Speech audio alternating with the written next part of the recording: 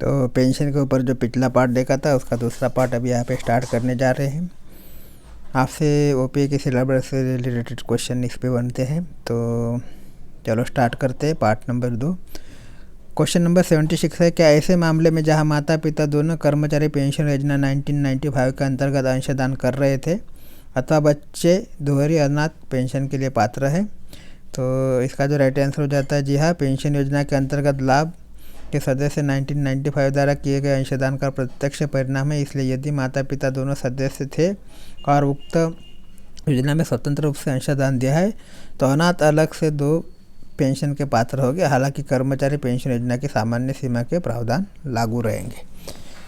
इसके बाद जो क्वेश्चन है, क्वेश्चन नंबर 77 है, क्या चूक करने वाली स्थापना को मामले में किसी सदस्य को निकासी लाभ दिया होगा?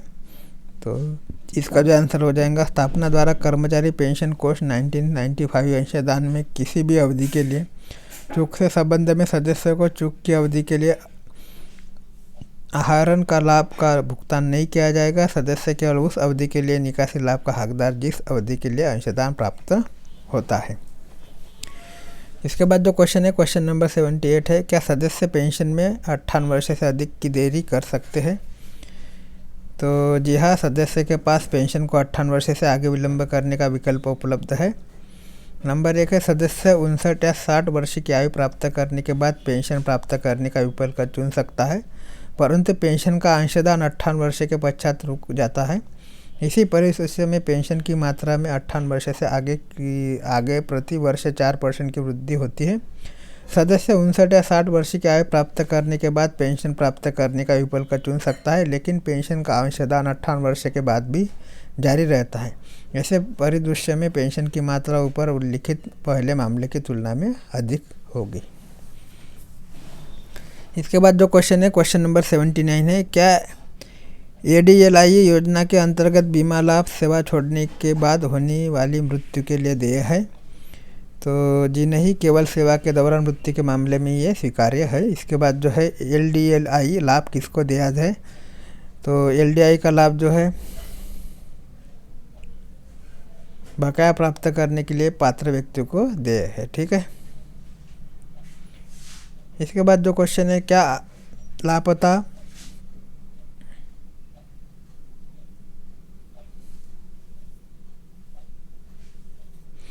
लापता भविष्य निधि सदस्यों को भी बीमा लाभ देय है?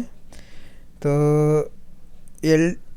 एडीएलआई योजना 1976 के अंतर्गत बीमा लाभ का भुगतान केवल सेवा में रहने हुए सदस्यों की मृत्यु पर नामांकित व्यक्ति को उत्तराधिकारी को ही किया जाता है। इसके बाद जो क्वेश्चन है, क्वेश्चन नंबर 82 है, बीमा लाभ का अधिकतम मात्रा क्या है? तो बीमा लाभ की जो अधिकतम मात्रा वर्तमान में अधिकतम बीमा लाभ रुपये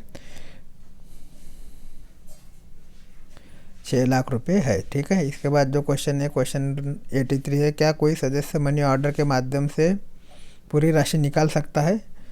जी नहीं, मनी ऑर्डर के माध्यम से पूरी राशि निकाल नहीं सकते। इसके बाद जो है क्वेश्चन नंबर 84 है, क्या पेंशन का भुगतान मनी ऑर्डर या चेक द्वारा किया जा सकता है? तो इसका आंसर हो जाता है प्रत्येक क्षेत्र के लिए अधिसूचित बैंकों के माध्यम से कोर बैंकिंग सॉल्यूशन के माध्यम से ही पेंशन देय है। इसके बाद जो यूनिवर्सल खाता संख्या यूएएन क्या है? तो यूएएन 12 अंकों की संख्या है जो ईपीएफओ के हर सदस्य को दी जाती है। किसी एक व्यक्ति को आवंटित कई सदस्य आईडी के लिए अम्ब्रेला के रूप में कार्य करता है। एक यूनिवर्सल खाता संख्या के अंतर्गत किसी एक सदस्य को आवंटित कई सदस्य पहचान संख्या लिंक करने के लिए यह संख्या प्रमुख आधार है। केवाईसी विवरण के साथ सीड किए गए यूएएन द्वारा सदस्य नियोक्ता की हस्तक्षेप के ऑनलाइन सेवाओं का लाभ उठा सकता है। इसके बाद जो यूनिवर्सल खाता संख्या कौन आवंटित करता है? क्वेश्चन नंबर 86 है। तो इसका आंसर हो जाता है जब भी कोई नया कर्मचारी किसी स्थापना में कार्यभार संभालता है, नियोक्ता कर्मचारी के मूल विवरण एवं आधार उपलब्ध कराकर यूएएन सूचित कर सकता है। तथापि यदि यूएएन पहले से ही सूचित नहीं किया गया है तो कोई भी व्यक्ति अपने आधार का प्रयोग करते हुए यूएएन सूचित कर सकता है। यूएएन के क्या लाभ है? तो जब सदस्य अपना यूएएन यूनिफॉर्म पोर्टल पर सक्रिय कर लेता है तो वह निम्नलिखित लाभ प्राप्त कर सकता है। कभी भी अपनी अद्यतन पासबुक डाउनलोड प्रिंट करें। अपनी सभी सदस्य आईडी को यूएन से जोड़ो। ओटीसीपी पर ऑनलाइन अंतरण दावा प्रस्तुत कर सकता है। अपनी केवाईसी सूचना आदित कर सकता है। मैं अपने यूएन की स्थिति कैसे जान सकता हूँ, ये क्वेश्चन है। तो इसका आंसर है सुविधा यूनिफाइड पोर्टल पर ये उपलब्ध है। मैं इसके बाद जो क्वेश्चन नंबर 89 है, मैं अपने भविष्य निधि खाते का शेष कैसे जान सकता हूँ। तो कृपया अपना यूएन सक्रिय करें और अपनी पासबुक जांचें डाउनलोड करें। इसके बाद जो है क्वेश्चन नंबर 90 है, मैं भविष्य निधि निपटान अग्रिम अथवा अंतरण हेतु भविष्य निधि कार्यालय को प्रस्तुत किए गए आवेदन की स्थिति में कैसे जान सकता हूँ। तो कृपया अपने दावे की स्थिति जो है ये वेबसाइट पे जाके चेक कर सकते हैं। इसके बाद जो है, क्या भविष्य निधि सदस्य नियोक्ता के सत्यापन के बिना निपटान के लिए दावा प्रस्तुत कर सकता है। वर्तमान में सदस्य नियोक्ता के सत्यापन के बिना 3 प्रकार के दावे प्रस्तुत कर सकता है। पहला है नामत फॉर्म 1910C एवं 31। हालांकि सदस्य को यह सुनिश्चित करना होगा कि उसका यूएन सक्रिय है और कम से कम उसके खाते के संबंध में बैंक खाता और आधार केवाईसी को नियोक्ता द्वारा अपने डिजिटल हस्ताक्षर प्रमाण पत्र का उपयोग करके अनुमोदित किया गया हो। इसके बाद है क्वेश्चन नंबर 92, समग्र दावा प्रपत्र क्या है। तो भविष्य निधि से निपटान दावा प्रपत्रों का समीकरण शुरू किया है। तरतूद अनुसार एक समग्र दावा प्रपत्र मौजूदा दावे फॉर्म नंबर 1910C एवं 31 और यूएन फॉर्म नंबर 1910C और 31 के स्थान पर लाया गया है। एक और समग्र फॉर्म वर्तमान फॉर्म 2010D एवं 5IF के स्थान पर प्रयोग हेतु उपलब्ध है।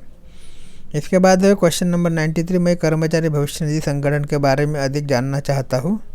तो इसके लिए आपको वेबसाइट दी है, उस वेबसाइट में जाके आप जान सकते हैं। इसके बाद जो क्वेश्चन नंबर 94 है, भविष्य निधि सदस्य का सदस्य कौन हो सकता है।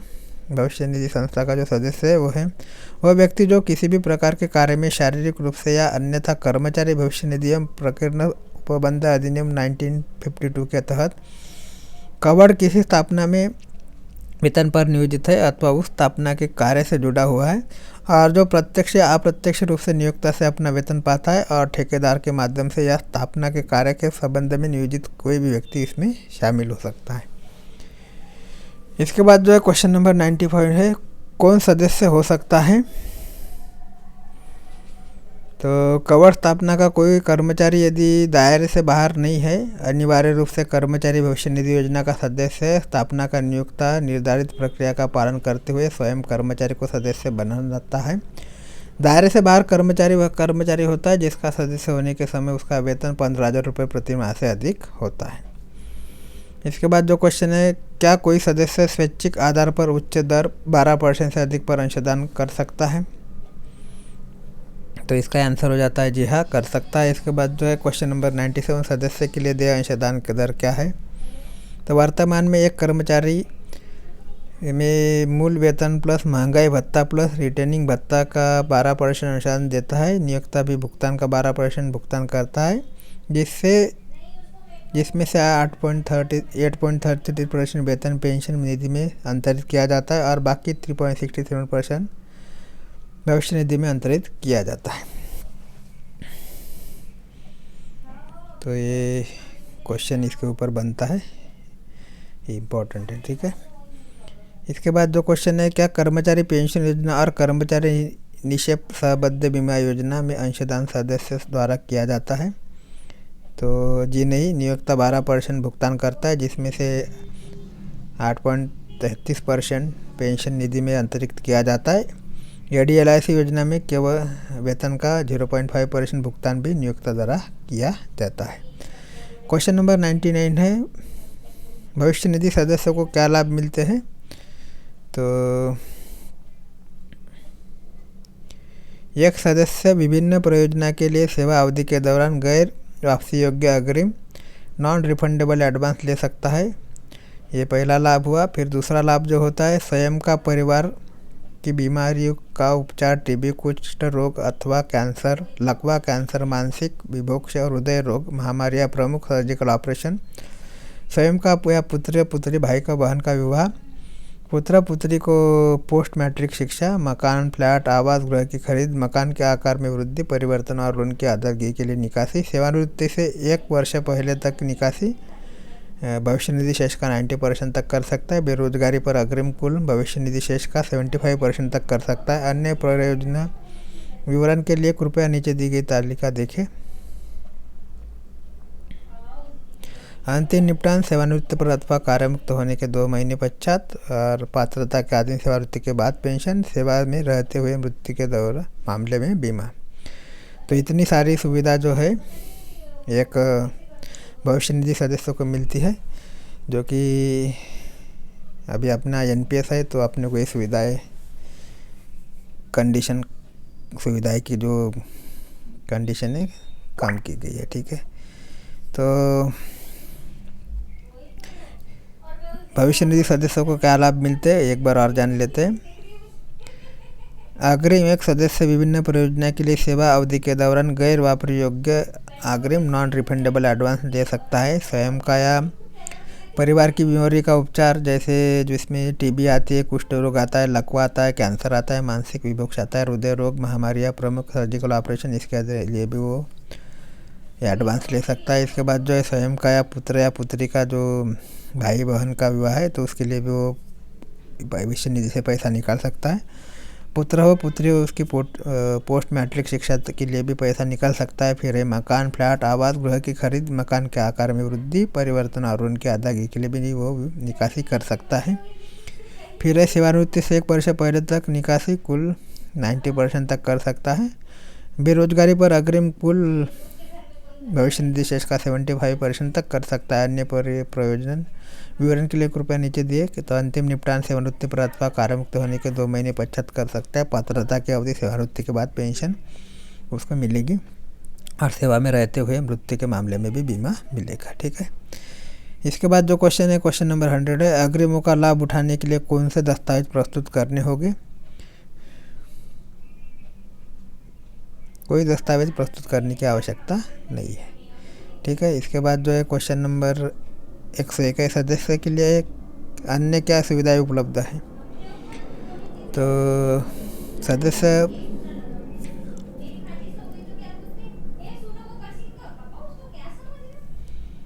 इसके बाद जो है क्वेश्चन नंबर 102 है, आप इसका स्क्रीनशॉट ले लेना। क्वेश्चन नंबर 102 है, लाभ का दावा करने के लिए कौन से फॉर्म भरे जाने हैं। तो उत्तर में है लाभ का दावा लेने के लिए अंतिम निपटान, निकासी लाभ, अग्रिम के लिए समग्र दावा प्रपत्र। दूसरा नंबर का जो फॉर्म है योजना प्रमाण पत्र फॉर्म नंबर 10C। ऑप्शन तीसरा नंबर का है पेंशन के लिए फॉर्म नंबर 10D। चौथा है पिछले खाते के शेष को नए खाते में अंतरित करने के लिए फॉर्म 13। पाँचवा है परिवार के सदस्य के नामांकन के लिए फॉर्म 2 और छठा है पिछली सेवा की घोषणा फॉर्म 11। तो ये सभी फॉर्म इम्पोर्टेंट हो जाते हैं और इसके ऊपर क्वेश्चन बनते हैं। ठीक है, इम्पोर्टेंट है ये फॉर्म, तो एक बार अच्छे से आप रिपीट कर लीजिए, इसका स्क्रीनशॉट ले लीजिए। अंतिम निपटान, निकासी लाभ, अग्रिम के लिए समग्र दावा प्रपत्र। दूसरा जो है योजना प्रमाण पत्र फॉर्म 10C। तीसरा है पेंशन के लिए फॉर्म 10D। चौथा है पिछले खाते के शेष को नए खाते में अंतरित करने के लिए फॉर्म 13। फिर है परिवार के सदस्य के नामांकन के लिए फॉर्म 2 और पिछली सेवा की घोषणा फॉर्म 11। ठीक है, इसके बाद जो है दावा प्रपत्र कैसे जमा करें, तो इसका आंसर हो जाता है ऑनलाइन। यदि भविष्य निधि खाते को आधार के साथ जोड़ा गया है तो पैन और बैंक खाते अपडेट हो जाते हैं। केवल भविष्य निधि अंतिम निकासी, पेंशन निकासी लाभ और भविष्य निधि गैर वापसी योग्य अग्रिम नॉन रिफंडेबल एडवांस के लिए समग्र दावा प्रपत्र आधार ऑनलाइन दायर किया जा सकता है। ऑफलाइन सभी प्रकार के दावे। इसके बाद जो है क्वेश्चन नंबर 104 है,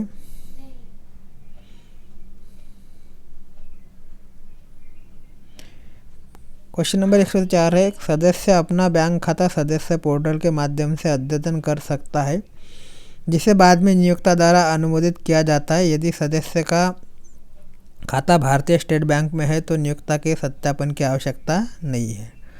इसके बाद जो है दावा के निपटान के में कितना समय लगता है, तो भविष्य निधि योजना के अनुसार 20 दिनों के भीतर दावे का निपटान किया जाना अपेक्षित है। 20 दिनों के अंदर आपका दावा का निपटान किया जाना आवश्यक है। इसके बाद जो है मेरी शिकायत का निपटारा कैसे होगा, मतलब किसी एक कर्मचारी को ने अगर शिकायत की तो उसका निपटारा कैसे होगा।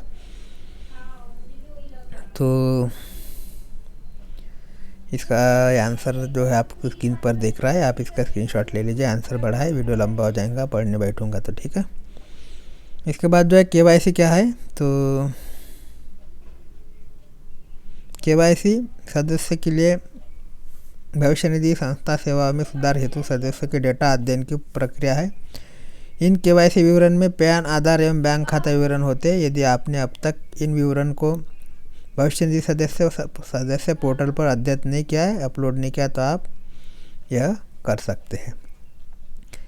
केवाईसी का अद्यतन कैसे कर सकता है, तो सदस्य केवाईसी विवरण का भविष्य निधि संग्रह के यूएन पोर्टल पर ऑनलाइन अध्ययन कर सकता है, मतलब अपलोड कर सकता है। केवाईसी से क्या लाभ है, तो दावा नियोक्ता के सत्यापन के बिना ऑनलाइन माध्यम से प्रस्तुत किया जा सकता है। सदस्य यूएएन पोर्टल पर लॉगिन करके अपना मासिक अंशदान विवरण देख सकता है। कौन से केवाईसी दस्तावेज प्रस्तुत किए जा सकते हैं, आधार, स्थायी खाता संख्या, बैंक खाता संख्या और पासपोर्ट। इसके बाद जो है यूएएन कौन सूचित कर सकता है और मैं अपना यूएएन कैसे प्राप्त कर सकता हूँ, तो आपका नियोक्ता यूएएन सूचित कर सकता है। नौकरी में बदलाव के मामले में ही पहले से आबंधित यूएएन नियोक्ता को उपलब्ध कराया जा सकता है। फिर है पैन को यूएएन के साथ कैसे जोड़ा जा सकता है। नियोक्ता द्वारा यूएएन एक्टिवेट करने के पश्चात सदस्य अपना पैन सदस्य पोर्टल के माध्यम से जोड़ सकता है। यूएएन के साथ आधार, पैन और बैंक खाता के विवरण जोड़ने के क्या लाभ हैं, तो सदस्य ऑनलाइन मोड के माध्यम से दावा प्रस्तुत कर सकता है। सदस्य नियोक्ता के हस्ताक्षर के बिना सीधे दावा दायर कर सकता है। निष्क्रिय खाता क्या है, उस खाते को निष्क्रिय खाते के रूप में वर्गीकृत किया जाता है जिसमें सेवानिवृत्ति, विदेश, स्थायी प्रवास अथवा मृत्यु की स्थिति में 3 वर्ष में कोई अंशदान नहीं मिला है। वर्तमान में सभी खाते एक सदस्य की 58 वर्ष की आयु तक ब्याज अर्जित करेंगे। 3 वर्ष से तक अगर कोई अंशदान नहीं जाता है खाते में तो उसको मृत्यु खाता, निष्क्रिय खाता घोषित किया जाता है। क्या मेरे निष्क्रिय खाते पर ब्याज मिलेगा, ये नहीं, तथापि वर्तमान में सभी खाते एक सदस्य की 58 वर्ष की आयु तक ब्याज अर्जित करेंगे। इसके बाद है क्वेश्चन नंबर 116, यदि मेरा खाता निष्क्रिय हो जाता है तो मुझे क्या करना चाहिए। तो यदि आप अभी भविष्य निधि एवं अधिनियम 1952 के तहत की स्थापना में कार्यरत है तो आपको अपने नए खाते में ऑनलाइन या ऑफलाइन माध्यम से राशि अंतरित की हो जानी चाहिए। यदि आप सेवानिवृत्त हो गए हैं तो आप अपनी राशि का निकासी कर सकते हैं। क्या मेरी निकासी आयकर टीडीएस की कटौती के अधीन होगी। यदि कोई सदस्य अपना भविष्य निधि की निकासी करता है और उसकी सेवा 5 वर्ष से कम हो तथा उचित राशि ₹50,000 से अधिक है तो आयकर टीडीएस निम्नलिखित दरों पर लागू होता है। यदि 15G15H जमा किया जाता है तो कोई टीडीएस नहीं काटा जाता। यदि 15G15H जमा नहीं किया जाता है तो टीडीएस 10% तक काटा जाता है। टीडीएस अधिकतम सीमांत दर 34.606% पर काटा जाता है। निधि का अंतरण टी अग्रिम का भुगतान नियोक्ता द्वारा सेवा समाप्त प्राप्ति की जाती है। नियोक्ता द्वारा सेवा समाप्त की जाती है जो कर्मचारी के नियंत्रण से परे है। यदि मेरी सेवा 5 वर्ष 60 मतलब जो 60 माह की होती है तो अधिक हो तो स्रोत पर टीडीएस काटा जाएगा। यदि मेरी सेवा मतलब किसी कर्मचारी की सेवा 5 वर्ष और जो या 5 वर्ष जिसे 60 माह बोला जाता है से अधिक होती है तो उस पर टीडीएस काटा जाएगा। तो इसका आंसर हो जाएगा जी नहीं। कुल सेवा का निर्धारण करने के लिए पिछले नियोक्ता के साथ वर्तमान नियोक्ता को प्रदान की गई सेवा जोड़ी जाएगी। क्वेश्चन नंबर 119 है, पैन उपलब्ध कराने का क्या लाभ है। तो यदि कोई सदस्य पैन उपलब्ध कराता है अथवा सहबद्ध करता है और भविष्य निधि शेष ₹50,000 से अधिक है और की गई सेवा 5 साल से कम है तो टीडीएस 10% के दर पर काटा जाएगा। इसके बाद जो है फॉर्म 15G15H क्या है, तो यहाँ से इम्पोर्टेंट क्वेश्चन चालू हो जाते हैं। तो फॉर्म 15G और फॉर्म 15H घोषणाएं हैं जिनने क्रमशः ₹2 लाख 2.50 लाख एवं 3 लाख की कुल वार्षिक आय वाले सदस्यों के मामले में कर की कटौती के बिना भुगतान प्राप्त करने के लिए प्रस्तुत किया जा सकता है। फॉर्म नंबर 15H वरिष्ठ नागरिकों को 60 वर्ष या उससे अधिक के लिए लागू है, जबकि फॉर्म 15G बाकी सभी के लिए है। उसके अलावा इन प्रपत्र में आवेदन करने से पहले सदस्य के पास पैसे होना चाहिए। फिर है क्वेश्चन नंबर 121 है 15G/15H की कितनी प्रतियां जमा करनी होगी। तो फॉर्म नंबर 15G/15H की 2 प्रतियां जो भी लागू हो दावा प्रपत्र के साथ प्रस्तुत की जानी चाहिए। फिर है भविष्य निधि के लिए नामांकन प्रपत्र कैसे फाइल करें। तो परिवार और नामांकन विवरण प्रस्तुत करने के लिए कर्मचारी भविष्य निधि, कर्मचारी पेंशन योजना और कर्मचारी निष्पक्ष सहबद्ध बीमा योजना के तहत फॉर्म संख्या 2 निर्धारित किया गया है। फॉर्म नंबर 2 जमा करने के क्या लाभ हैं। तो किसी सदस्य की मृत्यु की स्थिति में उसका परिवार बिना किसी देर के भविष्य निधि पेंशन बीमा लाभ प्राप्त कर सकता है। किसी सदस्य की अगर मृत्यु होती है तो बिना किसी देरी से उसे बीमा लाभ मिलता है। फिर है फॉर्म नंबर 2 कैसे भरूं। तो सदस्य फॉर्म संख्या 2 नियोक्ता के माध्यम से ऑनलाइन जमा कर सकता है। फॉर्म नंबर 2 ऑनलाइन जमा करने के लिए सदस्य को ये हस्ताक्षर की सुविधा भी प्रदान की गई है। यदि परिवार के किसी नए सदस्य को जोड़ा जाता है तो भविष्य निधि सदस्य को भविष्य निधि सदस्य संख्या में वितरण को अद्यतित करने के लिए फॉर्म नंबर 2 भरना चाहिए। फॉर्म नंबर 2 ऑनलाइन के साथ साथ ऑफलाइन माध्यम से भी जमा किया जा सकता है। यदि मेरा नियोक्ता दावा फॉर्म पर हस्ताक्षर करने के लिए उपलब्ध नहीं है और स्थापना बंद हो गया है तो मैं क्या करूं। तो ऐसे परिदृश्य में बैंक जिसमें आपका बचत खाता वर्तमान में है, प्रबंधक द्वारा दावा फॉर्म सत्यापित किया जा सकता है अथवा जहाँ कर्मचारी को नियोक्ता द्वारा सत्यापन करा पाना मुश्किल लगता है, सदस्य प्राधिकृत अधिकारियों में से किसी एक के द्वारा विधिवत रूप से सत्यापित करार संबंधित फील्ड कार्यालय से निवेदन करके KYC अद्यतित कर सकता है। MAP वॉल्यूम के पैरा 10.18 में यह निर्धारित अधिकृत अधिकारियों की पूरी सूची है। क्या मुझे दावा प्रपत्र पर ₹1 के रेवेन्यू स्टैम्प लगानी होगी। जी नहीं, कोई स्टैम्प लगाने की ज़रूरत नहीं है। क्या दावा फॉर्म के साथ निरुक्त मूल चेक संलग्न करना अनिवार्य है। क्या दावा फॉर्म के साथ निरस्त मूल चेक संलग्न करना अनिवार्य है। जी हाँ, सदस्य का नाम, उसका बैंक खाता नंबर सहित एक रद्द मूल चेक होना चाहिए तथा बैंक का IFS कोड चेक पर अंकित होना चाहिए। यदि सदस्यों का बैंक खाता बिना चेक बुक सुविधा के है तो नियोक्ता या बैंक प्रबंधन द्वारा विधिवत रूप से सत्यापित किए गए पासबुक के पहले पुष्ट की प्रतिलिपि दावा फॉर्म के साथ संलग्न किए जा सकता है। इसके बाद जो है समग्र दावा प्रपत्र गैर आधार क्या है। तो भविष्य निधि अंतिम प्रत्याहरण पेंशन निकासी लाभ और भविष्य निधि गैर वापसी योग्य अग्रिम नॉन रिफंडेबल एडवांस के निपटान के लिए प्रयुक्त समग्र दावा प्रपत्र गैर आधार एक एकल पुष्ट प्रपत्र है। दावे को ऑफलाइन प्रस्तुत किया जाना है जो नियोक्ता द्वारा सत्यापित हो। इसके बाद है समग्र दावा प्रपत्र आधार क्या है। तो समग्र दावा प्रपत्र आधार भविष्य निधि अंतिम निकासी पेंशन निकासी लाभ और भविष्य निधि गैर वापसी योग्य अग्रिम नॉन रिफंडेबल एडवांस के लिए निपटान के लिए प्रयुक्त एक एकल पुष्ट प्रपत्र है। इसे ऑनलाइन और ऑफलाइन दोनों माध्यम से जमा किया जा सकता है और इसके नियोक्ता के सत्यापन की आवश्यकता नहीं होती। यह फॉर्म उन मामलों में लागू होता है जहां कर्मचारी के पूर्ण विवरण फॉर्म नंबर 11, फॉर्म नंबर 11, आधार संख्या और बैंक खाता विवरण यूएनएन पोर्टल पर उपलब्ध है और यूएन सक्रिय हो। क्या UNEFT national electronic fund transfer के माध्यम से भुगतान किया जा सकता है। तो सभी भुगतान जो है NEFT या CBS कोर बैंकिंग सॉल्यूशन के माध्यम से इलेक्ट्रॉनिक रूप से किया जाता है।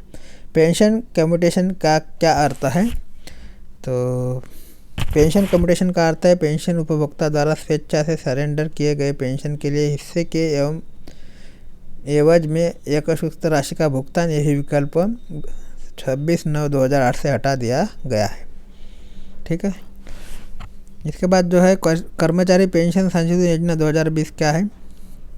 तो कर्मचारी पेंशन योजना 1995 पैराग्राफ 12 के बाद निम्नलिखित पैराग्राफ शामिल किया गया है जिसे कर्मचारी पेंशन संशोधन योजना 2020 कहा गया है।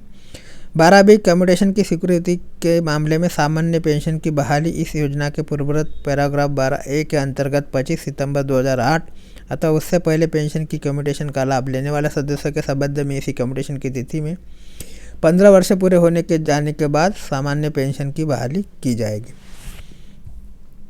कम्यूटेशन की स्वीकृति के मामलों में सामान्य पेंशन की बहाली का लाभ कौन उठा सकता है?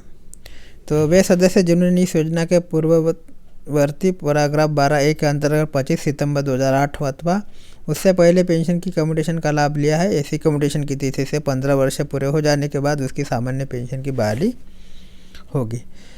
नई गजट अधिसूचना संख्या 132 में कम्यूटेशन की बहाली पर क्या परिवर्तन शामिल है? तो पूर्ववर्ती पैरा 12A के संबंधित उपबंध के अनुसार पेंशन भोक्ता पेंशन के 1/3 भाग को कम्यूट करने का पात्र था तथा उसके बाद वह शेष 2/3 पेंशन लेने का पात्र था। पेंशन के कम्यूट हो जाने के बाद पेंशन भोक्ता की वास्तविक पेंशन की बहाली के लिए योजना में कोई उपबंध नहीं था। हालांकि सरकारी अधिसूचना GSR संख्या 132 दिनांक 20/2/2020 के अनुसार 15 वर्ष के बाद वास्तविक पेंशन की बहाली की अनुमति देने के लिए पैरा 12B शामिल किया गया है।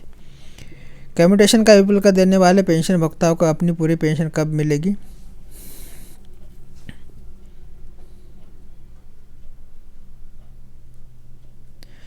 पेंशन भोक्ताओं को कम्यूटेशन की तिथि से 15 वर्ष पूरे हो जाने के बाद पूरी पेंशन प्राप्त होगी। क्या पेंशन भोक्ता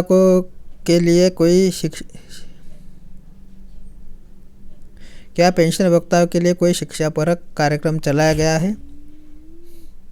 जी हाँ, भविष्य निधि संस्था अपने क्षेत्रीय कार्यालयों के माध्यम से वेबिनार का आयोजन कर रहा है एवं पेंशन भोक्ता अपने किसी प्रश्न के समाधान के लिए संबंधित क्षेत्रीय कार्यालय से इससे भाग लेने का अनुरोध कर सकता है।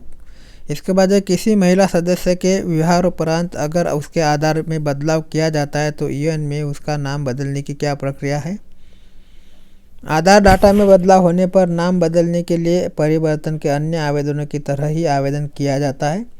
सदस्य को ऑनलाइन आवेदन कराना होता है और नियोक्ता उसे डिजिटल अप्रूव करता है। नाम में संशोधन किए जाने पर संशोधन के लिए आवेदन ऑनलाइन अथवा ऑफलाइन संयुक्त आवेदन जमा किया जा सकता है तथा यह प्रमाणित करने के लिए कि सदस्य के केवल विवाह से पहले वाले नाम में परिवर्तन हुआ है वैवाहिक प्रमाण पत्र अथवा ऐसे ही किसी अन्य दस्तावेज की कॉपी साथ में जमा करानी होती है। स्कूल के रिकॉर्ड से संबंधित दस्तावेज जिसमें पिता का नाम और जन्मतिथि हो या शादी से पहले प्यान आदि द्वारा दिखाया जा सकता है। विवाह के बाद केवल नाम में परिवर्तन हुआ है। क्वेश्चन नंबर 138 है, मैंने मार्च 2020 में बीमारी के लिए एडवांस का आवेदन किया था जो अभी तक नहीं मिला है। अब मैं कोविड-19 महामारी से लड़ने के लिए एडवांस का आवेदन करना चाहता हूँ, मुझे क्या करना होगा?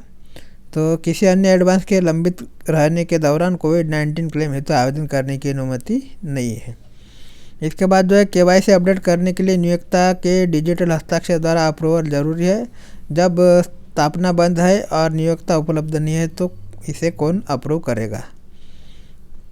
बंद स्थापना के संबंध में जब कर्मचारी को नियोक्ता द्वारा सत्यापन में कोई परेशानी होती है तो सदस्य MP खंड 2 के पैरा 10.18 में निर्धारित प्राधिकृत अधिकारी की सूची से किसी एक प्राधिकृत अधिकारी द्वारा सत्यापित करा संबंधित फील्ड कार्यालय को अनुरोध भेज सकता है जो KYC अपडेट कर सकता है।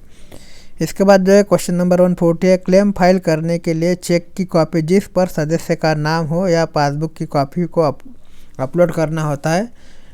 चेक की स्लिप पर सदस्य का नाम नहीं है और अब उसे बैंक में प्राप्त करना मुश्किल है। बैंक जाना और वहाँ से बैंक स्टेटमेंट प्रमाणित कॉपी लेना भी आसान नहीं है क्योंकि बैंक काफ़ी दूर है। क्या कोई अन्य विकल्प उपलब्ध है? वर्तमान अनुदेशों के अनुसार ऐसी चेक स्लिप जिस पर सदस्य का नाम प्रिंट हो अथवा बैंक पासबुक का पहला पन्ना अथवा बैंक स्टेटमेंट जिसमें नाम, खाता संख्या और IFSC हो को अपलोड करना अनिवार्य है। ये इसलिए ज़रूरी है ताकि यह सुनिश्चित किया जा सके कि KYC में अपलोड की गई खाता संख्या सही और किसी गलत भुगतान से बचा जा सके। क्वेश्चन नंबर 141 है, मैंने 2 कंपनियों में काम किया है तथा अब मैं तीसरी में काम कर रहा हूँ। पिछली कंपनी में जमा अपनी भविष्य निधि राशि वर्तमान कंपनी में कैसे ट्रांसफ़र कर सकता हूँ, जिसके लिए कोविड एडवांस क्लेम फाइल कर सकूँ। अगर सभी खाते में आपका नाम, जन्मतिथि और लिंक समान है तो सदस्य अपने लॉगिन के माध्यम से ट्रांसफ़र के लिए ऑनलाइन आवेदन कर सकता है। वर्तमान यूएएन का आधार के साथ सत्यापन होना जरूरी है। अगर कोई अंतर हो तो अन्य खाते में मूल विवरण के सही हो जाने के बाद भी ऑनलाइन आवेदन कर सकते हैं। आप कोविड एडवांस क्लेम का 72 घंटे के भीतर निपटान करने का दावा करते हैं। मुझे आवेदन के लिए 4 दिन से ज़्यादा हो गए, अब तक मेरे बैंक खाते में राशि प्राप्त नहीं हुई, क्यों?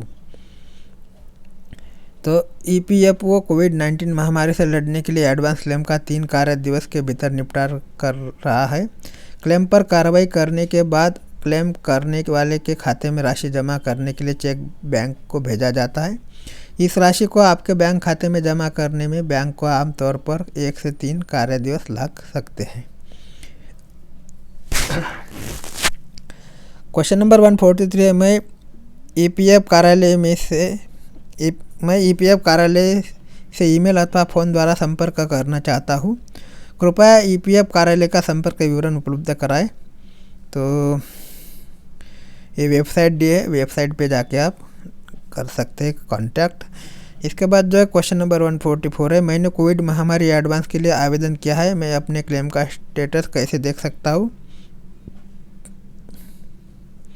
तो इसके लिए भी आपको एक वेबसाइट जारी की है, उसमें जाके आप देख सकते हैं। इसके बाद जो क्वेश्चन है 145 है, मैं जम्मू की एक कंपनी में कार्य करता हूँ जो जम्मू एवं कश्मीर भविष्य निधि अधिनियम के अंतर्गत कवर है। पिछले साल से यह कंपनी कर्मचारी भविष्य निधि संगठन अधिनियम 1952 के अंतर्गत कवर्ड है। क्या मैं कोविड महामारी से लड़ने के लिए क्लेम फाइल कर सकता हूँ? तो जी हाँ, ईपीएफओ में प्राप्त अंशदान से सदस्य अग्रिम के लिए आवेदन कर सकते हैं। आपका टोल फ्री नंबर क्यों नहीं मिल रहा? तो यह सेवा शीघ्र ही फिर से शुरू होगी। इस सेवा के शुरू होने तक आप हमारे फेसबुक पेज और ट्विटर के माध्यम से संपर्क कर सकते हैं। मेरे पीएम जो ऊपर आपको फेसबुक पेज और ट्विटर दिया, उस पर आप जाके संपर्क कर सकते हैं। मेरे पीएफ खाते में 1 लाख रुपये बैलेंस है और मैंने कोविड एडवांस के लिए 75,000 रुपये का आवेदन किया है। 75% की अनुमति दर से मुझे 75,000 रुपये मिलनी चाहिए। मेरे खाते में कम राशि क्यों क्रेडिट हुई है? आपके खाते में जमा राशि का 75% अधिकतम देय सीमा है और यह तब भी लागू है जब तक राशि आपके 3 माह के मूल वेतन पर और महंगाई भत्ते से कम हो।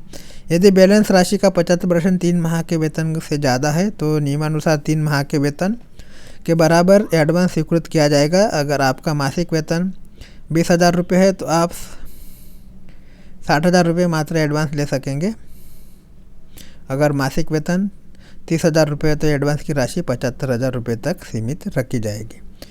इसके बाद जो है मेरे खाते में बैलेंस उपलब्ध है, मैं कोविड से लड़ने के लिए कितनी बार एडवांस ले सकता हूँ? तो कोविड-19 महामारी से लड़ने के लिए एडवांस केवल एक ही बार लिया जा सकता है। इसके बाद है क्वेश्चन नंबर 149, कोविड एडवांस के लिए आवेदन करने की अंतिम तिथि क्या है? तो कोविड-19 महामारी से लड़ने के लिए एडवांस लेने की सुविधा इस महामारी के रहने तक उपलब्ध है। जब तक ये बीमारी रहेगी तब तक आप ये ले सकते हैं। क्वेश्चन नंबर 150 है, मेरे 2 अलग अलग यूएएन है। पहला यूएएन एक भविष्य निधि सदस्य आईडी के साथ लिंक है और दूसरा यूएएन 2 अलग सदस्य आईडी के साथ लिंक है। क्या मैं कोविड एडवांस का लाभ ले सकता हूँ? इस मामले में अधिकतम लाभ कैसे लिया जा सकता है? जी हाँ, अधिकतम लाभ प्राप्त करने के लिए आपसे अनुरोध है कि पिछली सभी सेवाएं को अपनी नवीनतम सदस्य आईडी में ट्रांसफ़र करें। यह ट्रांसफ़र क्लेम फाइल करके किया जा सकता है। सेवा से सफलतापूर्वक ट्रांसफ़र हो जाने के बाद आपकी सारी भविष्य निधि राशि आपके नवीनतम सदस्य आईडी में दिखने लगेगी। इसके बाद आप अधिकतम लाभ प्राप्त करने के लिए कोविड एडवांस क्लेम फाइल कर सकते हैं। इसके बाद जो क्वेश्चन नंबर 151 है, सदस्य विवरण में अंतर होने के कारण मेरा कोविड क्लेम अस्वीकार कर दिया गया है, मैं इसे कैसे ठीक कर सकता हूँ? तो एक वेबसाइट दी है, ये वेबसाइट में जाके आप इसको अपडेट कर सकते हैं। इसके बाद जो है मैंने नौकरी छोड़ दी है पर अभी भविष्य निधि की अंतिम निकासी का लाभ नहीं लिया है, क्या मैं अब भी कोविड एडवांस ले सकता हूँ? जी हाँ, कोई भी भविष्य निधि अंशदाता कोविड एडवांस फाइल कर सकता है। चूँकि आपने अभी भविष्य निधि राशि नहीं निकाली इसलिए आप अब भी भविष्य निधि सदस्य है। यूनिफाइड पोर्टल पर नो यूर यूएएन लिंक उपलब्ध नहीं है। क्या इसके लिए नियोक्ता के पास जाना ही एकमात्र विकल्प है? उत्तर, यूनिफाइड सदस्य पोर्टल सदस्य आईडी, आधार या पैन को चुनें। ईपीएफ के रिकॉर्ड के अनुसार अपना नाम, जन्मतिथि, मोबाइल नंबर और ईमेल आईडी जैसे विवरण डालें। गेट ऑथराइज पिन विकल्प क्लिक करें।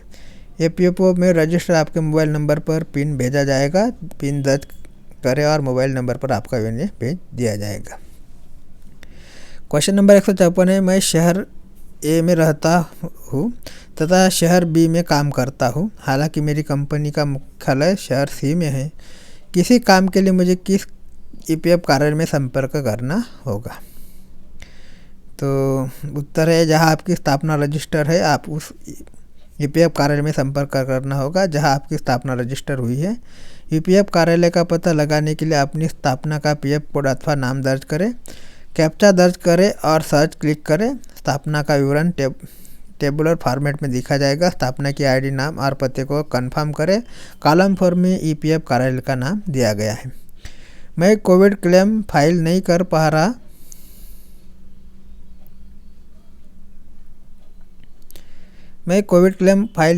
रहा। कृपया मेरी सहायता करें।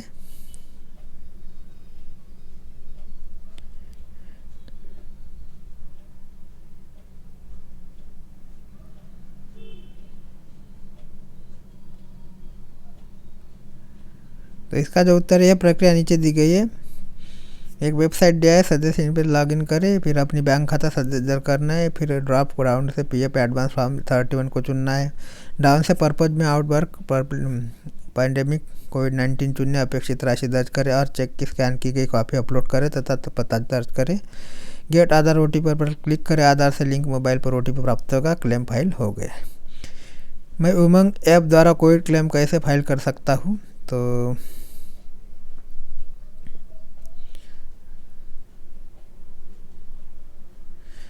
इसका जो आंसर है, उत्तर है, उमंग ऐप खोलें, ईपीएफओ को चुनें, रिक्वेस्ट फॉर एडवांस कोविड-19 को चुनें, अपनी यूएएन का विवरण डालें और वन टाइम पासवर्ड प्राप्त करने के लिए गेट ओटीपी पर क्लिक करें। अपने अकाउंट के लॉगिन कर लिए इस ओटीपी को प्रयोग करें।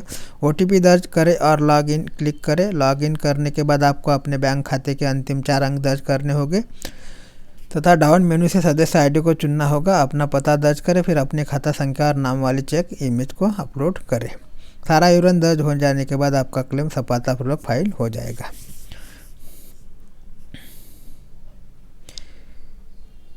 भविष्य निधि योजना 1952 के अंतर्गत के किस उपबंध के अंतर्गत कोई सदस्य लाभ का पात्र है?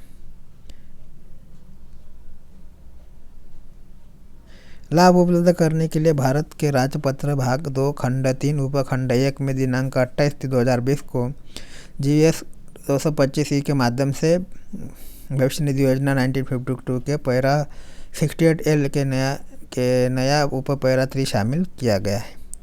नया लाभकारी उपबंध क्या है? इस उपबंध द्वारा समुचित सरकार द्वारा घोषित महामारी अथवा विश्वव्यापी बीमारी से प्रभावित क्षेत्र की किसी स्थापना अथवा फैक्ट्री में भविष्य निधि सदस्य अपने भविष्य निधि खाते से नॉन रिफंडेबल एडवांस ले सकता है। इसके बाद जो क्वेश्चन है, क्वेश्चन नंबर 159 है, मुझे यह कैसे पता चलेगा कि मैं जिस स्थापना फैक्ट्री में कार्यरत हूँ वह कोविड-19 महामारी से प्रभावित घोषित क्षेत्र के अंतर्गत आती है?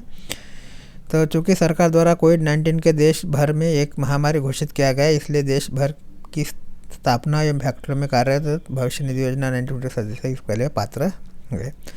इस एडवांस को लेने के लिए क्या भविष्य निधि सदस्य को कोई प्रमाण पत्र अथवा दस्तावेज देना जरूरी है? इस एडवांस को लेने के लिए भविष्य निधि सदस्य अथवा उसके नियोक्ता को कोई प्रमाण पत्र अथवा दस्तावेज देने की जरूरत नहीं है।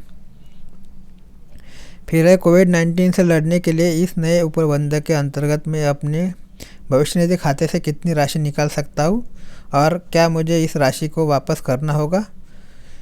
आप अपने 3 माह के मूल वेतन और महंगाई भत्ते अथवा अपने भविष्य निधि खाते में जमा राशि के 75% तक जो भी कम हो नॉन रिफंडेबल राशि निकाल सकते हैं। भविष्य निधि खाते में जमा राशि में कर्मचारी का भाग, नियोक्ता का भाग तथा उस पर ब्याज की राशि शामिल है। चूँकि यह नॉन रिफंडेबल है, इसलिए इसे राशि को वापसी करने की कोई ज़रूरत नहीं होगी। कृपया लाभों की गणना का उदाहरण दें। यदि आज की तारीख में सदस्य भविष्य निधि खाते में 50,000 रुपये है तथा मासिक मूल वेतन या महंगाई भत्ता 15,000 रुपये है, तो मैं यह राशि कैसे क्लेम कर सकता हूँ? उसकी क्या मुझे EPFO कार्यालय में क्लेम का फॉर्म भरना होगा? अगर आपका यूएन आधार एवं बैंक खाते के KYC के साथ सत्यापित है और आपका मोबाइल नंबर आपके यूएन के साथ लिंक किया गया है, तो आप अन्य सभी प्रकार के एडवांस की तरह यह एडवांस क्लेम भी ऑनलाइन फाइल कर सकते हैं। मैं ऑनलाइन क्लेम कहाँ और कैसे फाइल कर सकता हूँ? तो इसके लिए आपको लिंक दी है और इसका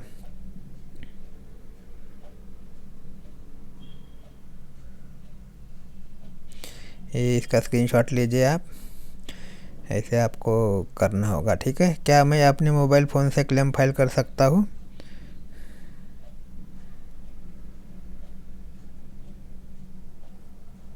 तो मोबाइल से भी एक क्लेम होगा, आपको ऊपर दी गई प्रोसेस करनी होगी। फिर है क्वेश्चन नंबर 160, क्या किसी छूट प्राप्त स्थापना में काम करने वाला कर्मचारी भविष्य निधि ट्रस्ट से कोविड-19 महामारी से लड़ने के लिए एडवांस ले सकता है? तो भविष्य निधि योजना 1952 के पैरा 27A में छूट के नियम एवं शर्तें में बताया गया है कि भविष्य निधि योजना 1952 में किया गया कोई भी संशोधन जो कर्मचारी को अधिक लाभ प्रदान करता है, वह ट्रस्ट नियमों में औपचारिक संशोधन लंबित होने पर भी छूट प्राप्त स्थापनाओं पर लागू होगा। किसी छूट प्राप्त स्थापनाओं के कर्मचारी भविष्य निधि ट्रस्ट में आवेदन कर स्थापना के भविष्य निधि ट्रस्ट के अंतर्गत अपने भविष्य निधि खाते से राशि निकाल सकता है।